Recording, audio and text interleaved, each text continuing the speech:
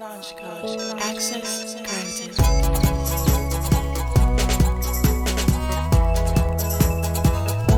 A millionaire.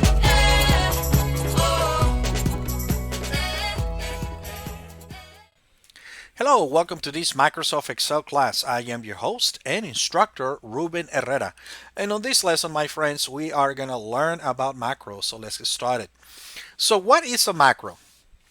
Macro, my friends, are for people, okay, for people who do the same reports and the same steps all the time, and they have repetitive tasks that would like to have automate or that to do automatically. Okay, if you are the type of person that do the same reports all the time and do the same steps to the same report, then macros are for you. If you are the type of user in Excel that you always have to do different things to your report in Excel, and then macros may not be for you. Macros may not be a solution for you. Okay, so macros are nothing less and nothing more than just a recording of steps. A recording of steps. So what you do, you record yourself, you record all the steps and everything that you do on one report, so that later you can replay or play back those same steps on another similar but different reports. And that's what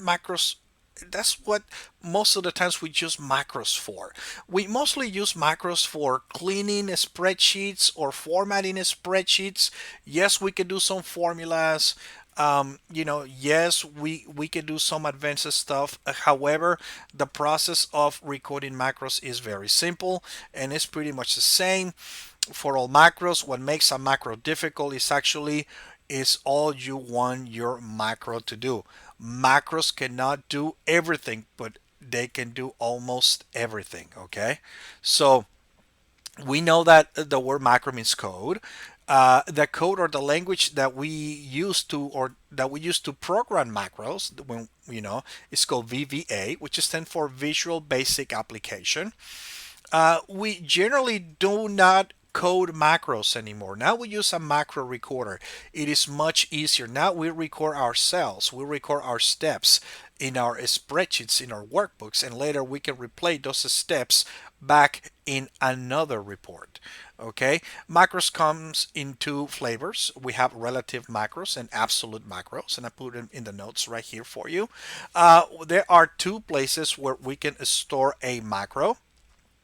Okay, and that is on this workbook, so it will be available on that workbook that you're working with, or you can also store it as a personal macro, so that way that macro will be available to other reports on Excel, and there's one downside about macros is that you cannot undo a macro. Okay, you cannot undo a macro because it's a code in Excel. So if you run a macro and the macro messes up your report, you cannot click undo. You're gonna have to close your report.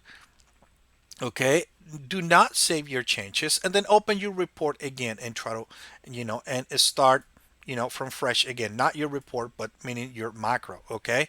Um, so now, whenever we record a macro on a spreadsheet, we also have to save our spreadsheet with a different file format or a different file extension, which is that XLSM. We're going to look into this later on this lesson. Okay, so let me see. So far, so good. Now, let us go ahead and record a macro. Okay, so what I have right here, my friends, I have several spreadsheets right here on this report. So what I'm going to do, this is a report. This is the original report. This is a report that gets sent to me every morning. This is on my email inbox. My manager wants me to clean up and fix this report for him. Okay, and right here I have the result wanted. Yes. Okay. Now, one can say, well, Ruben, you can just copy and paste with the formatting painter, or you can just the formatting painter and then just copy and paste to fix the report all the time. And I can say, yeah, but what if the report was smaller or was larger? That formatting painter is only going to do exactly this range of cells. Okay. So in this case, I know that I'm gonna get a similar report every day, and I have different reports in here, but notice that all the reports are different. So what I want to do, I'm gonna work on this original report, but I'm gonna be smart about it. I'm going to record my steps or what I do to this report. I'm gonna make it look like this report, which I have right here only for showing purposes. And then after I record my steps on this report, I'm gonna save those steps on a macro, and then I'm gonna replay or play those steps back on the other reports right here so that I can let Excel do the work for me from this point on. Very nice. So go ahead and let us get started. So I'm going to start right here with this original report. Okay, and remember, my friends, my result or my result wanted, I want it to look something like this. Okay, but once I start my macro, I'm gonna keep myself from going back and forth between these two spreadsheets, because guess what, the macro is also gonna try to do this, and the day I want to run back this report on, or I mean this macro in another report, is going to try to look for this specific spreadsheets, and my macro is going to run into a error. Okay, so let us go ahead now. This time is for real. Let us go ahead and start recording a macro. Okay, my friends. So one of the things that we're gonna do, some of the best practices whenever we start recording a macro, is that it is recommended that we always start our macro, start recording, and stop recording on the same cell, on the same selected cell. In this case, it can be cell A1, or it can be the cell next to or immediately next to the title right here. Another thing that is recommended, well, actually, you must do this whenever you are recording a macro. Try to stay on the same spreadsheet that you are working with. Okay, do not try to check your emails. Do not try to check your Facebook while you're recording your macro, because guess what? The macro is going to try to do that on your macro. It's going to try to record that. And I don't think you want that on your macro. Plus, it's not going to work anyways. Your macro is going to crash and it's going to give you a debug error.